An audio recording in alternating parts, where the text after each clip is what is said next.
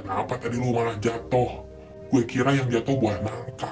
Malah elo yang jatuh. Sambil meluruskan kaki terlebih dahulu, ia pun gak sengaja tuh duduk di atas batu besar yang ada di pemandian tersebut. Karena hal tersebut inilah hal yang tidak diinginkan pun terjadi. Jumpa lagi bareng gue Randy di sini di channel horor kesayangan kita, Horror Area. Ini tempatnya horor. Gimana nih kabar kalian semua? Semoga baik-baik saja ya dan selalu dalam lindungannya. Amin. Kali ini gue akan bawain sebuah thread horor yang serem banget, berjudul Batu Mistis. Gimana keseruannya? Gimana kengeriannya? Yuk kita sikat sama-sama di Horror Area.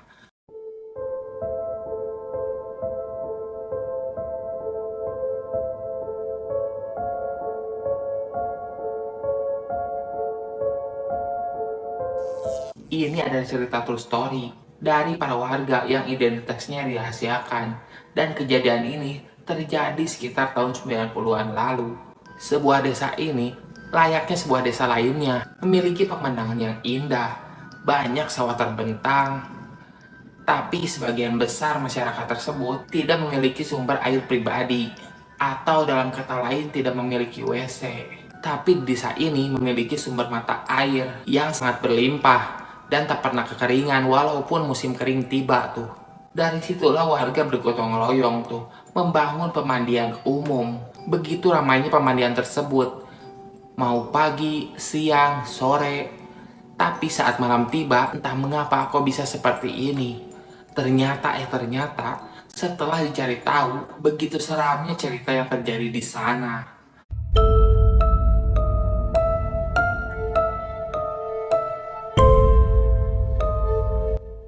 Sebut saja Roni, pernah di suatu malam, dia pengen ngadain hajat atau buang air besar.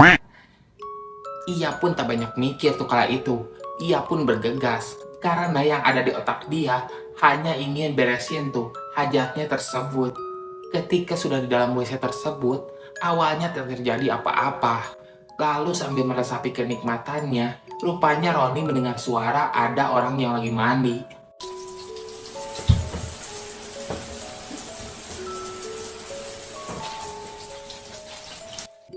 Dia santai saja kala itu, tapi ketika dia beres buang hajat, WC sebelah tersebut masih terdengar suara orang mandi. Namun alangkah terkejutnya Roni ketika tiba-tiba pintu WC tersebut terbuka sendiri dan tidak ada siapa-siapa di dalam WC sana. Tak tunggu lama Roni pun lari terbirit-birit tuh. Sejak saat itu Roni pun gak pernah mau lagi tuh ke WC umum saat malam hari. Itu salah satu kejadian dari warga setempat yang pernah mengalami kejadian mistis di tempat tersebut. Kejadian kedua ini di sekitar pemandian umum tersebut, di mana tempat tersebut memiliki banyak pohon, dan salah satunya ada pohon nangka.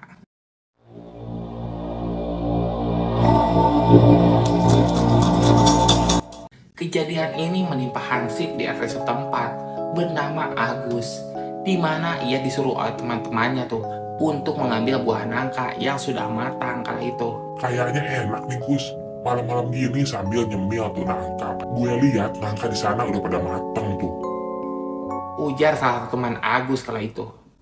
Karena terbayangkan kelezatan buah nangka yang mantap, belum lagi perut terasa lapar, Agus pun tanpa babi ibu tuh langsung pergi ke tempat sana, di mana pohon nangka tersebut ada tuh bersama teman-temannya. Sesampainya di bawah pohon, Agus bergegas tuh memanjat pohon tersebut, dan tak perlu lama dia pun udah ada di dahan tuh tempat buah nangka tersebut bersemayam dan menggantung. Agus pun sempat bertanya kepada temannya. Mau nangka yang mana nih? Temannya pun menunjukkan nangka yang sebelah kanan. Tak lupa ia pun menepuk-nepuk dulu tuh nangka tersebut sebagai tanda apakah benar-benar nangka tersebut sudah matang.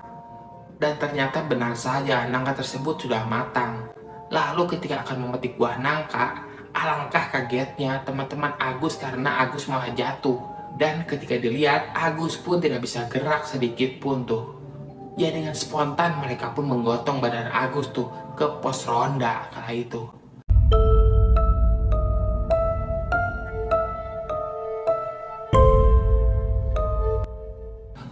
Setelah suasana agak tenang, Udin pun teman Agus bertanya tuh. kenapa tadi lu malah jatuh? Gue kira yang jatuh buah nangka, malah lo yang jatuh. Sambil tertawa-tawa sedikit kala itu. Jadi gini Din, pas gue mau metik buah nangka tersebut, gue kaget. Dari atas daun-daun pohon tersebut muncul pocong yang serem banget. Ya spontan lah gue ketakutan, sampai gue jatuh kayak gini. Gila bener, serem. Gue kira tuh pohon gak ada penunggunya, taunya ada juga. Ya mungkin kita yang salah Din. Mungkin gara-gara manjat pohon nangka malam-malam, jadi penunggunya marah dan nunjukin ke gue tuh kala itu. Setelah kejadian itu, mereka pun gak pernah lagi tuh manjat atau ngambil nangka malam-malam. Dan kalaupun lewat sekitar pohon tersebut, mereka jadi agak ketakutan. Bahkan merinding, ujar hansip-hansip tersebut.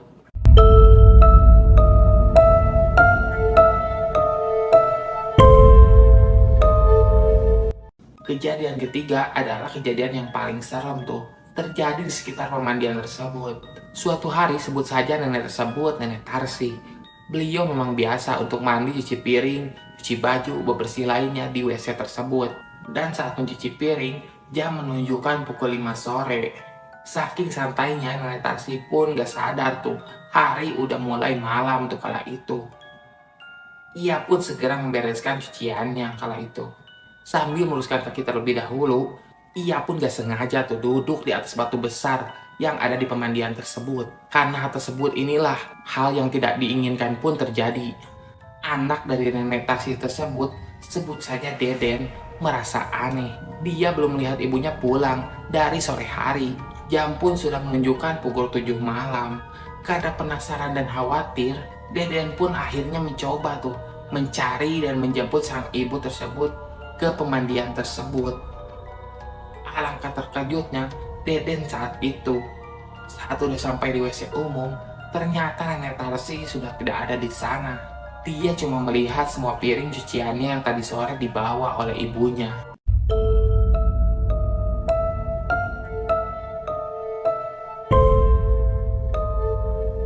Deden pun akhirnya menanyakan tuh ke semua orang yang ada di WC tersebut, namun tak juga ditemukan.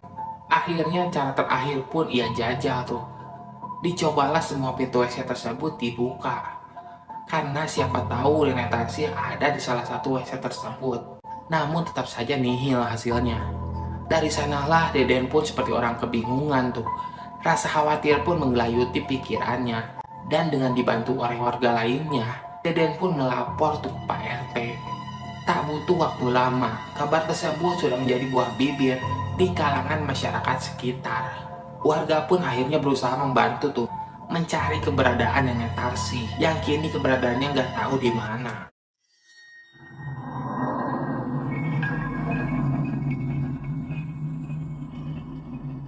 Mereka pun menyisir tuh kampung secara berpencar. Sampai tengah malam tiba, masih saja belum ada kabar positif tentang hilangnya Nenek Tarsi. Deden pun makin khawatir sampai nggak bisa tidur tuh malam tadi. Keesokan harinya, masyarakat yang simpati pun berusaha membantu mencari lagi tuh Nenek Tarsi kala itu.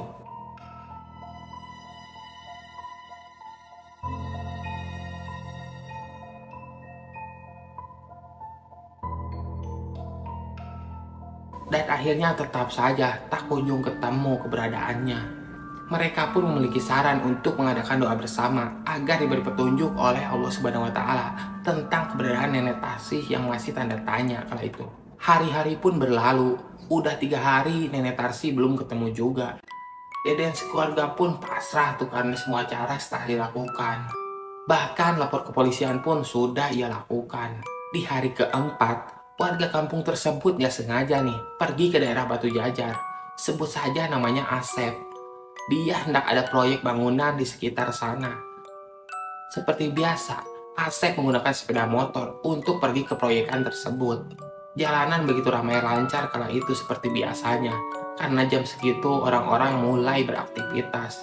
Di saat hampir sampai daerah Batu Jajar, tak sengaja matanya tuh melirik ke pinggir jalan. Ia berpikir ini nenek-nenek kayaknya hafal deh gue mukanya. Asep pun sejenak minggir tuh buat mastiin nenek tersebut. Setelah dilihat, benar saja, ini Nenek Tarsi. Nenek yang kemarin hilang dicari oleh keluarganya. Tanpa babi bu, Asep pun menelpon Deden untuk mengabari bahwa ia melihat ibunya di sini. Halo Den. Iya Sep, gimana? Tumbenin telepon gue. Emang ada apa? Ini, gue nemuin ibu lo di sini. Di mana? Gue Sherlock di lokasinya biar jelas. Cepetan sini, gue tungguin ya. Gue mau kerja nih. Oke, gue langsung cabut sekarang ya Sep. Tunggu sebentar.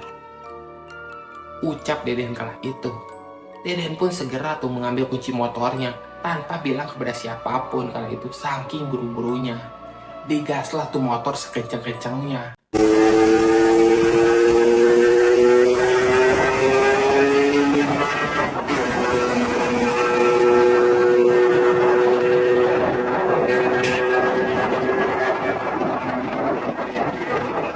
Sampai singkat kata sampailah tuh Deden di lokasi tersebut. Sambil menangis Deden pun memeluk ibunya dan bertanya, Bu, kemana aja? Kok bisa sampai di sini? Nenek Tasi pun hanya melongo seperti nggak dengar apa-apa dari anaknya. Udah cepet bawa pulang tuh ibu lo. Kasian. Siap, makasih ya bro. Gue utang nyawa deh sama lo. Santai aja, gak usah lo pikirin. Udah gue mau nyambung kerja ya Den. Akhirnya Deden pun membawa pulang tuh sang ibu. Dan setelah sampai rumah, warga pun geger tuh. Namun bahagia karena nenek Taksi akhirnya ketemu.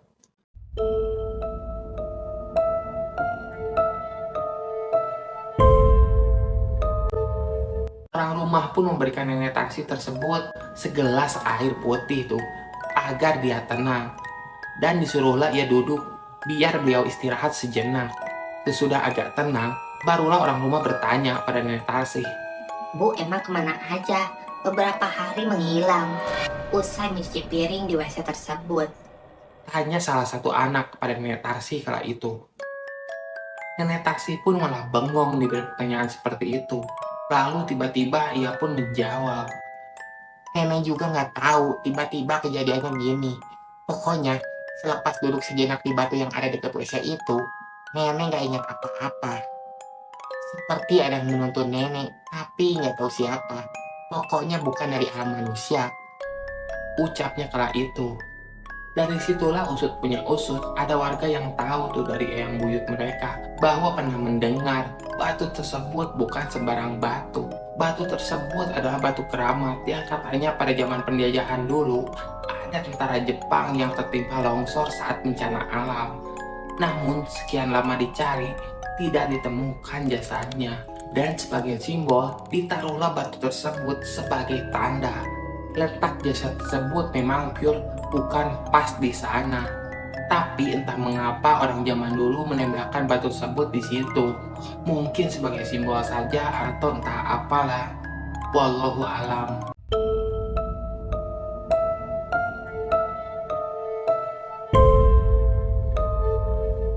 Terima kasih buat kalian yang sudah klik video ini dan nonton sampai selesai.